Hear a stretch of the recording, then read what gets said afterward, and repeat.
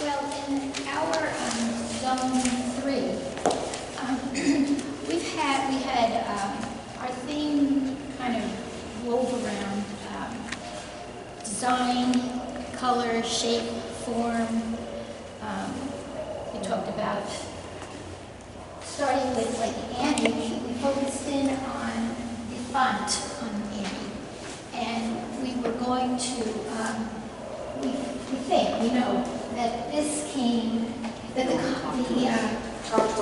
show, Annie, that all came after. The comics came after. And okay. Jump in anytime. Well, go ahead. You're going to. No, I was just going to say, we looked Joanne, and talk to we us. looked at the colors, the 3 colors that were used, and that font, keeping that in mind, if you turn around and you look behind you, you're looking at a different texture. That's fabric. And there, what do you want to jump in? I think they also talked about, I think they also talked about how the kids with computers know about fonts and how they can employ them into their own work and how that changes the design of their own work, and maybe that's how we can talk about font. We also thought it was very important that the biggest placard in particular, that was very, very helpful. To read that to them, because it's very And I think we're talking in our whole entire area about the design elements. Color being a really important one in this show. How color changes everything from bright black and white to color. It just makes everything come alive. And how color functions in here, the 3 primary colors, the yellow and red and blue, and that the Annie becomes not just it doesn't have meaning anymore. It suddenly they're using the different art elements just to enjoy it for itself. And for instance, in the large piece here, they've taken letters and numbers. They've taken the meaning all out of it, and now they become just art elements to make a design.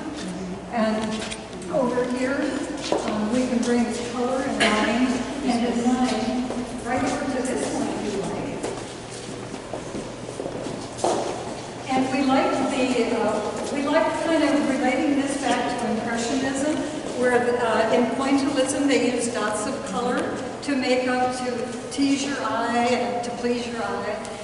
But this has taken that one step farther to kind of industrializing it and taking the meaning out of it. All of a sudden, they're just dots of color that have been used in cartoons. So I was going to say they were originally called they're called Ben-Day dots, and I did a little research, and they're from the 1950s and 60s comics, and I printed out a bunch of them, and I was going to show them to the kids, but you can see that's how they created shadow back then, and distinction, and what Ben-Day dots. There's a hyphen in And when proper now. Lichtenstein, he just expanded on that theme again, making the dots bigger, making the comics bigger. So he was, his work was informed definitely by this technique. And then, can we go over to the Monet? Not the Monet, the Monet-inspired cathedrals. Also, another way the kids won't necessarily, they won't know, the Ben-Day dots, but they will know pixels.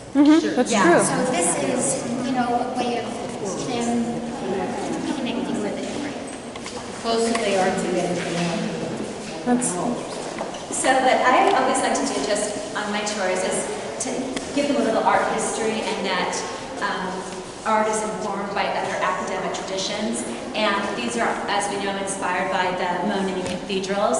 So I was going to bring in a picture of those Monet cathedrals and say how Lichtenstein, again, kind of built on that form, again, using the Ben-Day dots, and how, again, with Impressionism, it's very similar, because if you look very closely, like at Monet's haystacks or the cathedrals, you can't make it out, but if you stand back, you can clearly see what the form is. So we thought that'd be kind of cool to do as well, and the pixel idea is a fantastic idea for this generation of students. And we haven't mentioned repetition. That was another thing we thought was really important. In the last room and in this room as well, that the pop artists use repetition so much. And pattern. And pattern. And here we have the dots again. We have the same images repeated in the same way that Monet did, one after another haystacks and one after another cathedral. Here we have kind of the same kind of updated and industrialized so that it could be mass produced. The color again, which we thought was so important in the show, is important here because as the students would stand back here and look at the different images of the cathedral, the color makes such a huge difference. Sometimes it's the positive part of the picture, sometimes it's the negative part of the picture. So repetition and color and design we see are really important and could maybe be themes for the entire show. Throughout the show, like the Warhol Mao and that light picture, I don't know what that light sculpture is in the back, but there's so much repetition throughout the show. The Campbell soup cans on the dress, for instance. So yeah, that's a really important Think about how you'll carry that into Zone 5. Just food for thought. Okay. We had If you- another little if you can. kind of a subheading, and I don't know how you tie this in, but we wanted to bring the past in again, not only with Impressionism, but also with antiquity, because we have some pieces, 3 pieces in this zone that refer right back to antiquity in kind of a playful way. And so, you know, we no longer have the entire statue or figure of a Roman or a Greek person. We have only the foot, enlarged with large toes and made to look really, really funny. And also the column, the Corinthian column, and the head at the far end. We thought maybe we would not go all the way down there. They're large enough.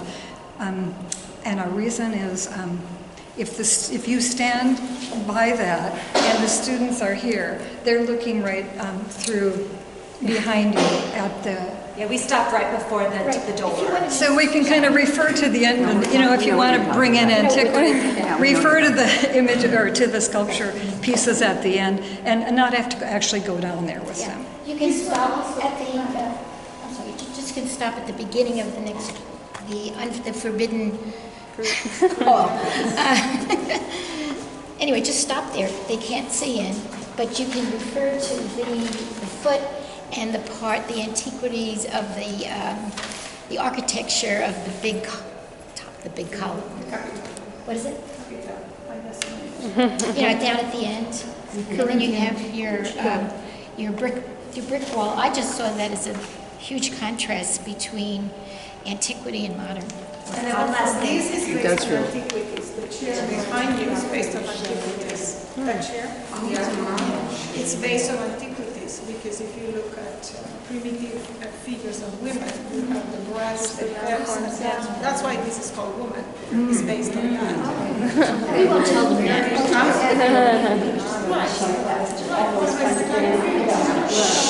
And the other, She had a great comment. one more thing. There's one other thing, and that is the chair. In almost every room, if not every room, there is a chair of some kind. So that might be some kind of a thing you can work in. Things you can't sit on. And the last thing I want to say is that the Rocher that says honk, is that by Rocher? It was kind of recessed in, and we thought this one also was a good tie into that particular painting. Everything's kind of recessed into the background. So, Was that the hunk? this is honk. Yeah. And you'll notice that one is only black and white. So there's no color, but it's still an impactful image despite its lack of color. Yeah.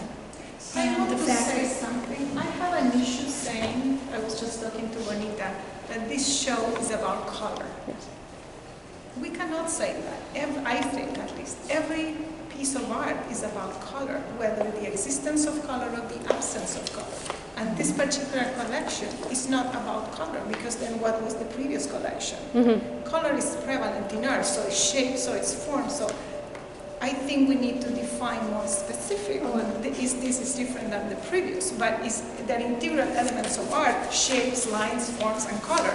But the colors like brighter, they use like But that's a specific. But how it's a design element. Right. Color as a design element. Maybe you can say it's primary colors, then I would agree with you. Yes. But I cannot say it's about color. I totally agree. You see what I'm saying? It's like it feels like a cop-out for For me. me, it's pattern and repetition that's so prominent throughout this exhibition. Yeah. Because they discovered mass production, so they started applying it throughout. And Good it's point. these materials, these new materials that came out, and how we can experiment with them in the chairs, for example, that you were just mentioning. We are making chairs in any sort of materials that allow us to do mass production, and in doing the color in the material itself is also one-step process. I put the color in the material and I print, and off it goes. And I think your point is very well taken, because we want to be sure when we're touring this exhibit that we're relating it to the intent of the exhibit and the time of the exhibit and what is unique, different, interesting about this pop art movement and the design elements. Right. So we want to be sure that if we're integrating color, that we're very specific about why the color is different, or Venn dots. Yeah, I see more than anything else, why is it different from looking, I don't know, at 15th century painting or whatever? Why is it different? Yes, exactly. Why is the color being used different? But of course there is always color. So to say that this is about color, I have a problem. Right. Yeah, good point. Excellent point. All right, thank you. All right, let's move on.